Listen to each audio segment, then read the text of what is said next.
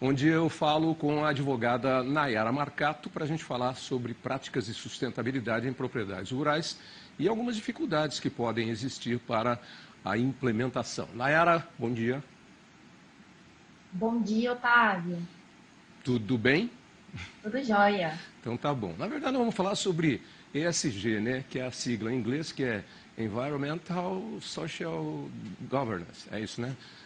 Desenvolvimento com governança social, né, que no Brasil a gente chama de governança social, ambiental e corporativa. Bem, esse é uma coisa que já não podemos dizer mais nem que é moda, né? Isso, na verdade, é uma necessidade em todo o setor produtivo, o ESG, e essas práticas têm sido adotadas em todos os setores. Depois, vamos falar um pouquinho de um modo geral primeiro, depois a gente vai para a nossa agricultura, para a produção no campo. É um novo conceito mundial e obrigatório. Isso mesmo. O mercado e a sociedade, eles estão cada vez mais exigentes e preocupados, né, com relação a essas questões de preservação do meio ambiente, pautas sociais, de governança.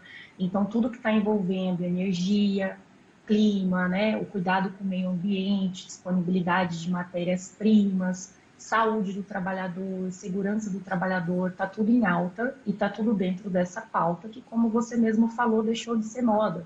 Já virou uma questão corporativa obrigatória.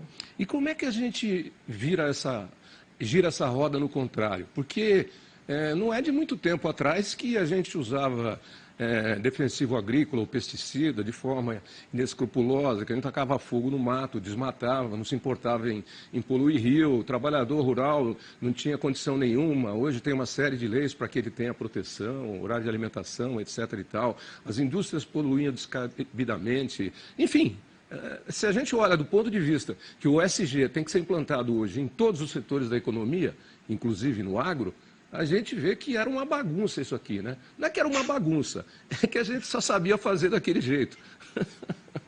Na verdade, Otávio, sinceramente, eu acho assim, não é bem que era uma bagunça, é que os controles estão aumentando conforme essa pauta ela está se tornando uma preocupação mundial. O que eu vejo do meu trabalho pela advocacia é que muitas vezes os produtores rurais, eles já praticam ESG e eles não sabem. Então, o que eu vejo é que falta profissional qualificado para ajudar o produtor rural a estruturar esse processo de ESG dentro da propriedade dele. Mas aí quando você está falando, ele deve estar praticando um item ou dois ou três itens que ele faz isso de livre e espontânea vontade, ou porque a cabeça dele pensa dessa forma, a cabeça de outros pensam assim. Cara, me dá dois exemplos, por exemplo, de coisas normais que as pessoas acham que são normais e já são técnicas de implementar o ESG dentro do seu negócio no campo. Então, tem duas bem tranquilas, porque segue o Código Florestal Brasileiro, que é justamente essa da questão do desmatamento. Existem datas corretas para você fazer isso e formas de fazer para que ele não seja ilegal. E a questão também de preservação de áreas ambientais, né, as APPs. Na hora de você transferir uma propriedade rural, comprar uma propriedade rural, existe um documento que chama CAR, que é o Cadastro Ambiental Rural. Isso, né, que ele é obrigatório de 2012 para cá. E esse CAR, ele só é liberado para o produtor rural se ele comprovar que 20% da propriedade dele não tem essa questão de desmatamento e que ele está preservando 20% dessa parte. Olha só, então às vezes ele não consegue obter o CAR porque ele não consegue comprovar uma prática de ESG que ele está praticando e às vezes ele está praticando. Como é que você ajuda eles nesse sentido? Como é que a advocacia, como é que a parte jurídica os ajuda? Então, a parte jurídica é o seguinte, a gente faz uma assessoria, uma consultoria dentro da propriedade rural. Muitas vezes eu vou falar mais focado na implementação das certificações. A gente citou aqui o CAR, e a gente tem também o soja responsável, tem sobre o algodão, o algodão responsável. O Sisbov, Otávio, ele não chega, infelizmente, ele ainda não contempla a parte de requisitos sociais. Ele é mais uma instrução normativa do governo brasileiro. Tanto que já é uma prática que todo mundo faz, é obrigatório fazer. Mas com relação às certificações sustentáveis, como que a advocacia trabalha com o produtor rural dentro da propriedade dele? A gente faz a ponte entre o produtor rural e a empresa certificadora, né? Para essa implementação de certificações, o primeiro passo que a advocacia, como uma consultoria, uma assessoria, vai fazer para o produtor rural dentro da propriedade é fazer um diagnóstico da empresa, onde a gente vai avaliar, através de relatórios e documentos, qual etapa da implantação dos Objetivos de Desenvolvimento Sustentável, o ODS, a empresa se encontra antes de planejar quais os próximos movimentos para que ele retire essa certificação. Então, a gente analisa questões que geralmente envolvem 5 critérios básicos: cumprimento de leis trabalhistas e Código Florestal, condições de trabalho dignas, respeito e desenvolvimento da comunidade local, cuidado com o meio ambiente e as boas práticas agrícolas. Tá, muito legal. Mas então você recomenda que o produtor rural que está tendo dificuldades para conseguir um CAR, porque não consegue atestar algumas práticas sustentáveis, né, de ESG, Isso. é que ele contrate uma consultoria jurídica para que ela leve até ele essa informação, porque isso facilita a vida dele para conseguir empréstimos, para conseguir financiamentos, para, né, tudo, etc. e tal. Senão ele não consegue.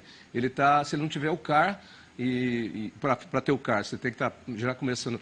Uma hora você vai ter que estar 100% no ESG, mas por enquanto você exigem algumas coisas. Então é bom começar já, né, Nayara?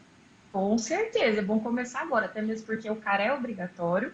E olha só, tem um dado bem interessante da Embrapa Territorial de fevereiro de 2021, que no Brasil existem mais de 1.800.000 propriedades que ainda não possuem a documentação do CAR. Olha, quase... E é uma coisa, é muito fácil de tirar, pois é muita gente. Quase metade, eu acho que nós temos o que no Brasil? Um terço, pelo menos.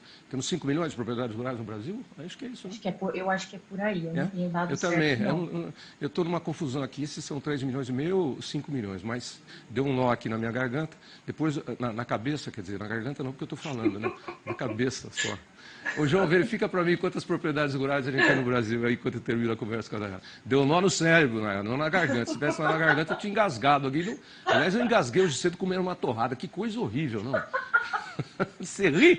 Acontece. Você ri? Minha filha me deu tanto tapa nas costas que está doendo até agora. Tadinho.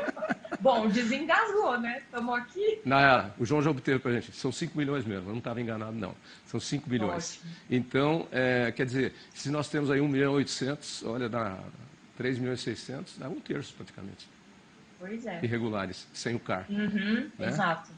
E aí, com o CAR, você vai estar legalizado, vai conseguir todos os benefícios, não é isso? É o primeiro passo, é um dos primeiros passos, porque as certificações, elas são muito criteriosas, né, Otávio? Para você ter uma ideia, a do Soja Responsável são mais de 100 critérios que o produtor tem que cumprir. Certificação, vou dar um exemplo aqui na vida prática, é subir uma escada de um prédio de 12 andares. Você nunca vai começar pelo 8º andar, você tem que começar lá pelo primeiro, degrau por degrau. Exatamente. Certificação é isso, se não tiver certo o primeiro passo lá no primeiro degrau, não vai continuar. Exatamente. É isso? Isso mesmo. Então, tá isso bom. mesmo. Às vezes ele já tem o primeiro degrau, o 8º degrau e o 5º degrau, mas não está organizado para que ele suba essa escada. Ah, tá. Entendeu? Ele precisa completar os gaps aí, os buracos, porque senão ele não consegue dar o salto. Através de profissionais qualificados, no caso a advocacia. Inclusive, a certificadora, quando ela é contratada, ela também tem um diagnóstico próprio na propriedade rural para poder dar a precificação dela. E uma das coisas que ela analisa é se o produtor rural tem uma consultoria estruturada ou não. Legal. E é aí que a advocacia entra, né? Legal. Tá vendo aí, produtor rural? Às vezes você tem o primeiro degrau da escada, o 8º, o 12º, mas não tem o gap ali, o buraco, né? E aí, já que a gente tem tempos de Rock in Rio aí, aproveitando aquela música do Van Halen, você não consegue dar o jump, que é o salto. Você tem que percorrer, como diz o americano, step by step, passo a passo. Isso mesmo. Legal. Perfeito. Qual é o endereço de internet de vocês, para quem quiser mais informações sobre o assunto? Ah, legal. O site da advocacia é o www.advocacialmr.com.br e o nosso Instagram é @advocacia.lmr. Ok, Nayara, muito obrigado aí pela participação e desculpa pelas brincadeirinhas. E você, produtor rural, atenção, hein? I say jump. Vamos dar o pulo aí, que nem na música do Van Halen. Obrigada, Otávio. Obrigada pelo convite. Bom dia. Tchau, bom dia.